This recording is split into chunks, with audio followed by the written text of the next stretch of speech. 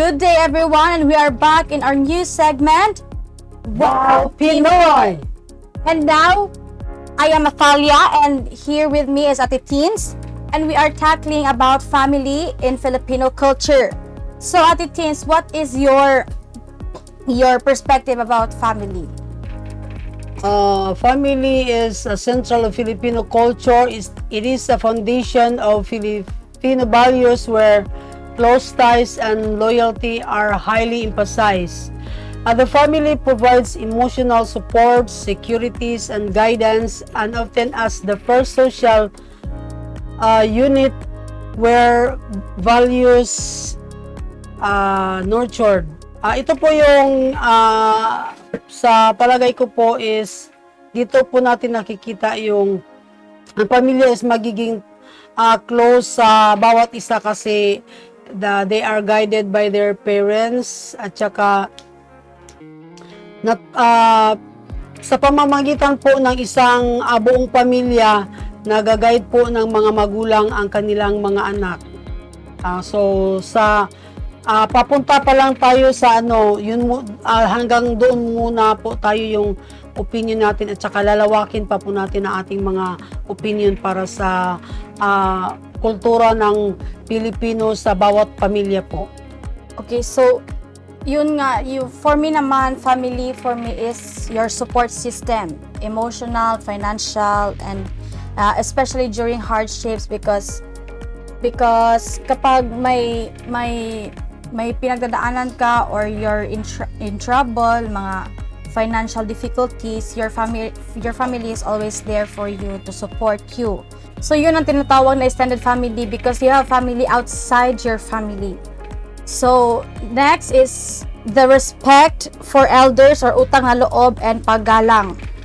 So the values of utang na loob or debt of gratitude and paggalang encourage younger generations to honor and care for their elders, ensuring a strong sense of duty and appreciation. So natakol natin to sa previous natin na episode which is yung mano po. So Filipinos show respect to their elders by using terms like po and opo and pagmamano po, which are polite responses to show difference. So, what are your thoughts about this, Ate Tin, since may family ka na and may perspective ka ba dito or ano? So, gaya nga yung nauna naming topic, yung kultura ng Pilipinas, isa yung pagmamano po. Pero sa ngayon po, bali yung pagsasalita ng magandang gabi po, isa din po yun kasi parang nawawala na rin po sa ating kabataan.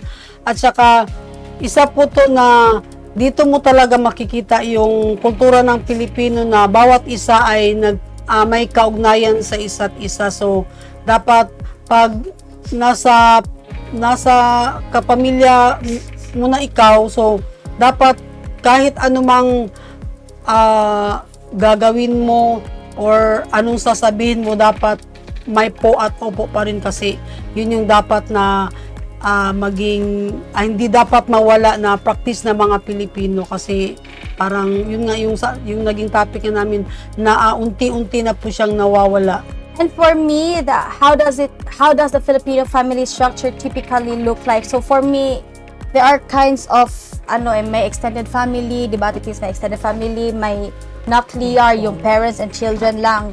So meron din tayong extended like the grandparents, the aunts and uncles and cousins. So yun talaga yung kultura ng Filipino, yung marami tayo, 'di ba? Kaya yung mga sa reunion is marami talaga, mga 100 or kahit may mga libo-libo din na mga pamilya magkikita-kita. So kumbaga isang community, yes, komunidad, parang isang barangay talaga. So what are your thoughts, Ate Teens, na ganyan? Okay lang ba sa'yo na extended family or yung parents and children lang talaga?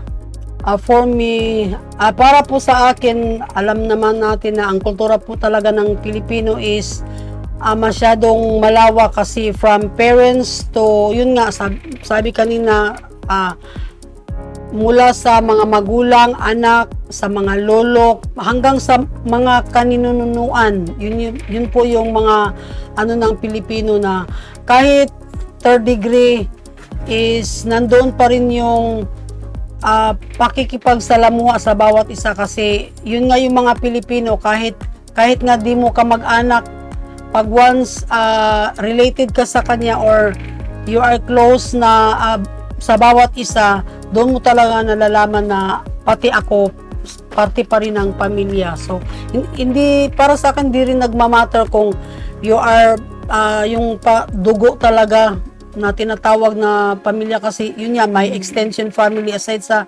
extension family, yun nga yung sabi ko na kahit hindi mo kaano-ano, pero pamilya pa rin yung turing sa'yo. Ganun talaga ang kultura ng bawat Pilipino. So yung tinatawag nila na extended family, extended 'di ba? family. Kasi may family ka outside your family eh.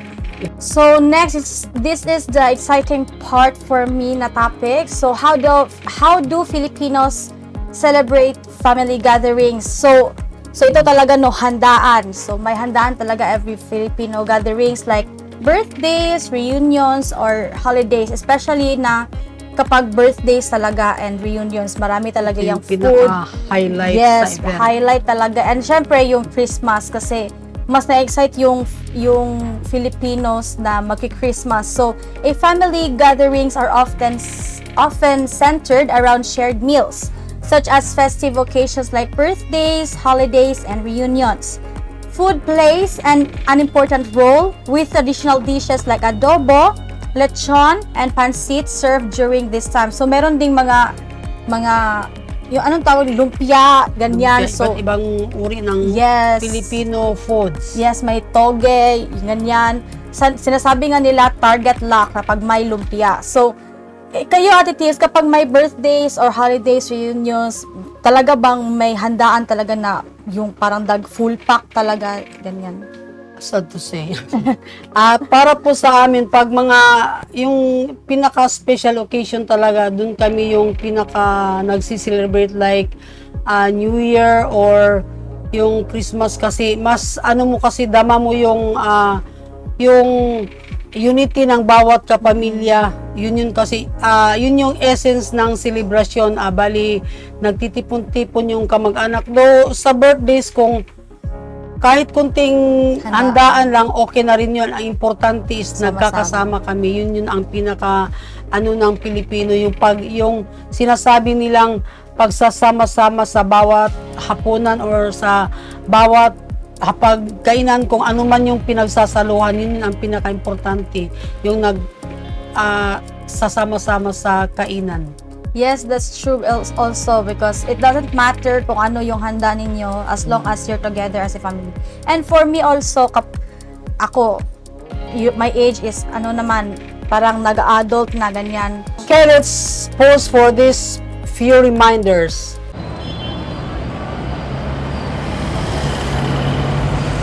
A pedestrian lane is an interim or temporary pedestrian facility that may be appropriate on roads with low to moderate speeds and volumes. A pedestrian lane is a designated space on the roadway for exclusive use of pedestrians. The lane may be on one or both sides of the roadway and can fill gaps between important destinations in a community.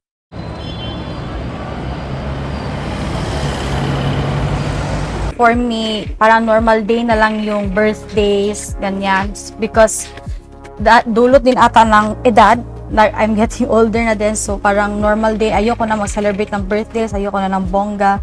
Pero gusto ko pa rin na yung magkakasama-sama yung friends, family, ganyan. May makikita pa rin akong mga tao. Yun yung importante kasi sa akin, yung mga tao talaga sa aking birthday. Togetherness. Yes, kasi important yun sa pinaka-important. akin eh. So, it's my special day, kaya nandun yung mga special na mga tao sa buhay ko.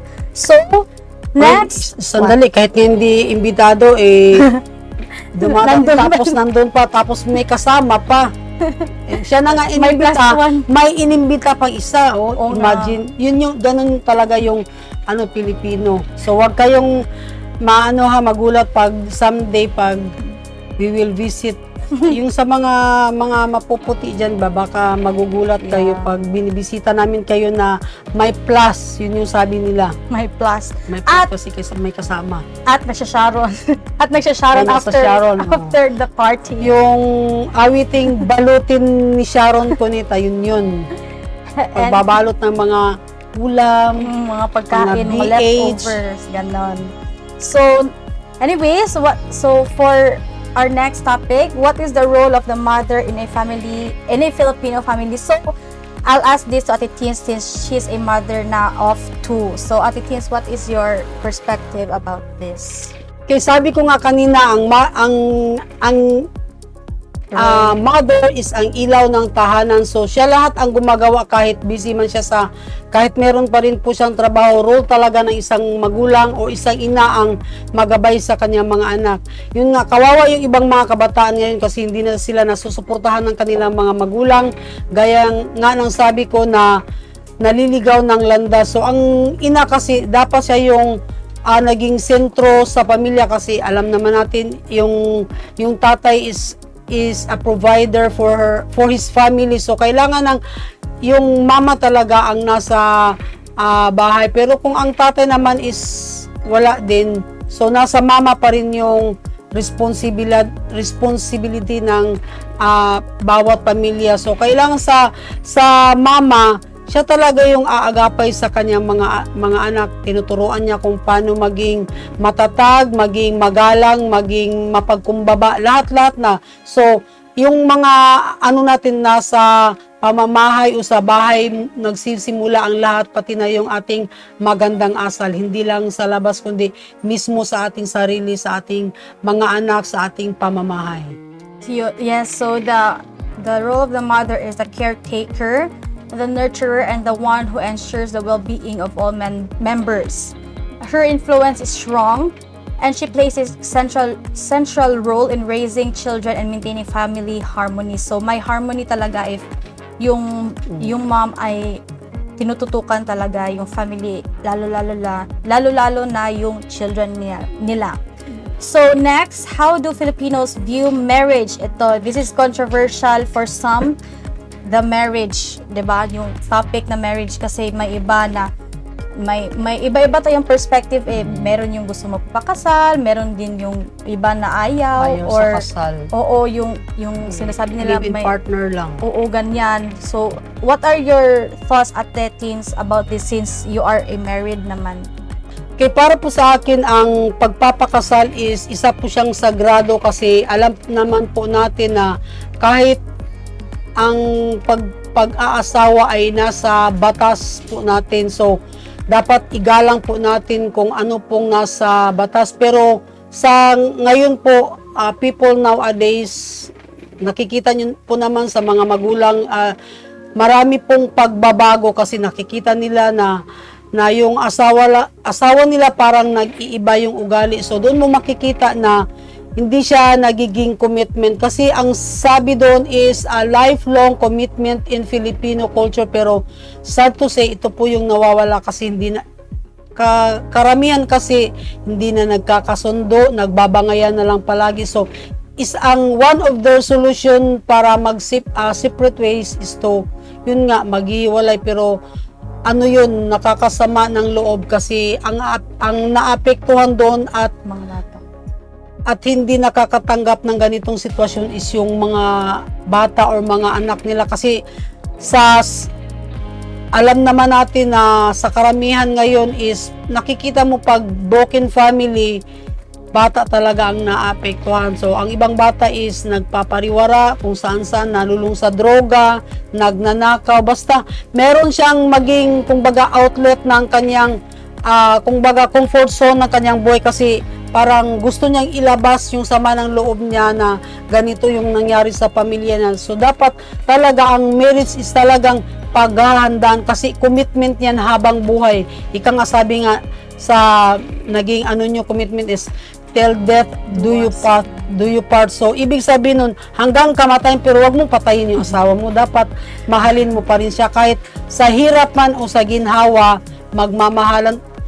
Pag pinakasalan mo kasi yung tao, yung ugali niya, hindi mo pa talaga alam yung lahat-lahat. Iba yung sa magjowa pa lang kayo. So yun nga, yung dugtong ko lang, iba kasi yung magjowa pa lang kayo and yung married na. So may mga attitude ka pa na hindi nakikita or na-discover sa partner mo nung jowa pa lang kayo and nung married na. Kaya kaya nga ako no, hindi pa ako nagjojowa or Pero dapat kung ano man yung kapintasan ng asawa mo, dapat tatanggipin mo Embrace. kasi sa pag-aasawa po, it takes two to tango. Hindi lang po yung babae ang nag-a-adjust or yung ang lalaki ang nag-a-adjust. Dapat pareho yung imit yung kakulangan ng isa't isa para magkakasundo po kayo. Pero kung halimbawang hindi na talaga magkakasundo, yun yung pinaka-sad story doon na hiwalayan. Yun ang mangyayari. And di ba may counseling naman yung Ate Teens bago kayo ikasal?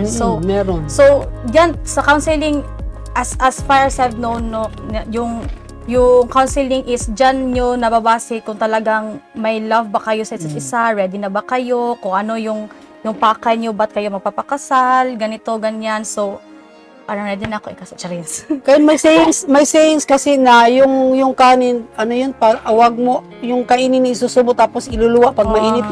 Hindi yun ganun kasi once napasok ka ay i-give up mo na lang yung asawa mo. Hindi dapat ganun kasi yun nga yung naging vows niyo sa kasal, till death do us part. So For dapat better or for worse.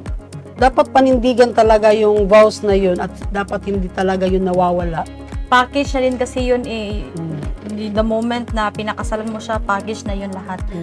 So, enough with the marriage. And next, how do children show love for their parents in Filipino culture? So, children show love for their parents by being obedient, caring, and taking care of them in their old age. It is common for children to live with their parents until they get married, and often continue to care for them even when they are grown. So yun nga, totoo yan. So, yung taking care of your parents when they yung Getting old. or yes, get getting old na. Kasi yung hindi naman sa experience kasi hindi pa naman matanda yung parents ko, pero yung dad ko kasi nakikita ko sa kanya na inaalagaan niya talaga yung lola ko, which is his mom. So, yun talaga doon ko na mas maganda talaga if may mag-aakay sa iyo or may magte-take care sa iyo pag matanda ka na. So as a daughter, children as a child of my parents, so we need to be obedient, caring, and taking care of them in their old age. Because 'di ba sa ibang bansa, may sila, yung home for the aged, 'di ba? Meron din naman tayo pero yung nakaka-afford lang. Oo. Yun lang, pero yung talaga dito sa Philippines is talagang nasa kanila yung parents nanay nila. Oo, ganun. So, ikaw, Ate Teens, for you, what is your perspective about this? Gusto mo bang nasa pamamahay ka ng anak mo or papalit-palit sila dalawa yung anak mo, 'di ba? So, isa ka lang stay or parang Para sa akin depende na rin yun kung sino at paano yung mga asawa kasi meron kasi mga asawa sa ngayon na yung mga anak nila ayaw nila tumira doon sa kanila mga biyanan kasi may mga biyanan kasi na talagang pakialamera, hindi ko alam ba't ganun yung mga biyanan. Pero at least may paggugutin na sa akin hindi, wala akong issue sa mga biyanan ko kasi to tell you honestly, my biyanans are very good and hindi mo nakikita sa kanila na mareklamo, pero yun ang naging ko sa kanila is nagiging maswerte ako. Pero sa nakikita ko sa mga videos like yung mga magulang parang sinisipa na lang, trabaho din po tayo sa Home for the Aged sa Tagum City. Yun yung naging ko doon kasi nag-aaral po ako ng caregiver at saka sa to say, yun, hindi naman siya sa to say kasi yun talaga ang gusto ng isang nanay na doon siya ilagay kasi gusto niyang meron siyang maraming kasama. So, mas napapalaga yung loob niya pag meron siyang maraming kasamang mga matatanda. Yun nga. Yes, so for me, Para sa iyo. parang mahirap to For me kasi Parang gusto ko sa basta. Parang naman na ilagay sila sa home for the aged. Gusto ko nasa poder ko pa din, pero yung parang gusto ko na stable ganyan, or kung gusto nila na may bahay pa din sila, I will give them the opportunity to have their own house naman. So pupunta lang kami doon. Hopefully, sana nga Pero yung nagpapag-usapan namin ng asawa ko is pag magkaroon na ng Sarili individual na pamilya yung mga anak namin is pupunta kami ng bundok at doon kami magtatanim at mag-aalaga kami ng mga hayop doon, at least man lang meron kaming pagkakakitaan kahit matanda na. Ay, Yun yung maganda ano din namin. yun. Masaya din kasi titira sa mga bukid-bukid, diba? Let's pause and watch this for our reminders.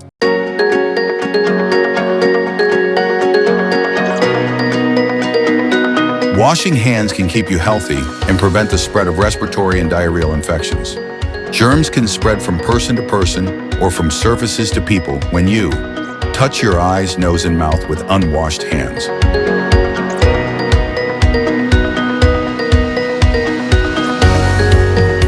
Yun, enough of that. So next, how do Filipinos feel about family obligations? So this, one of the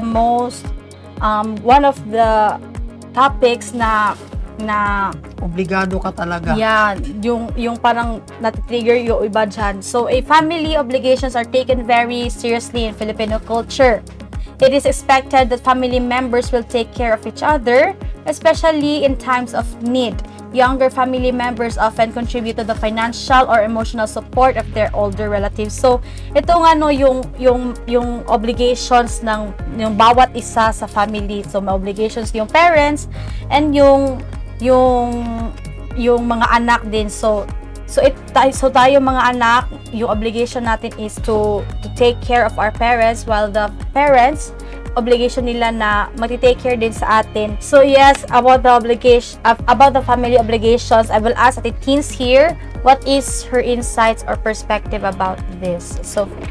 So sa obligasyon ng bawat pamilya, like para sa akin is yung magkakapatid sa kapatid. Pero wala namang problema kasi yung mga kapatid ko pag meron din lang naman po, pero kung wala, it's okay. Pero karamihan kasi pag humihingi ako sa kanila, kahit nga sa mga pamangkin ko, shout out dyan sa mga pamangkin ko na nasa labas, no? Salamat din sa mga tulong nyo na ibinigay nyo po at sumusuporta po kayo sa amin.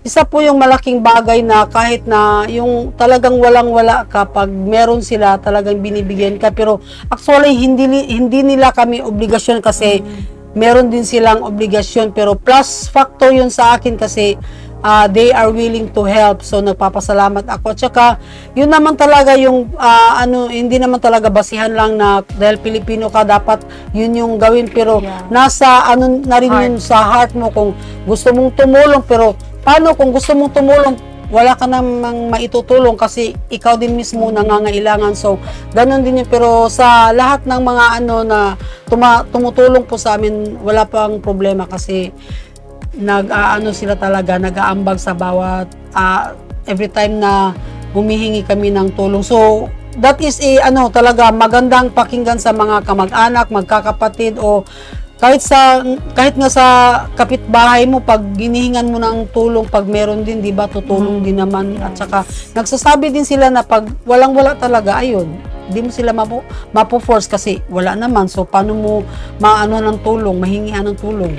Yes, so yun no, yun nga, yung kanina support system, may support system sa family mo, ganyan, kahit hindi naman obligation ng kapatid mo na tulungan ka, but it's a plus factor, sabi ni Teens, na they have the urge to help you.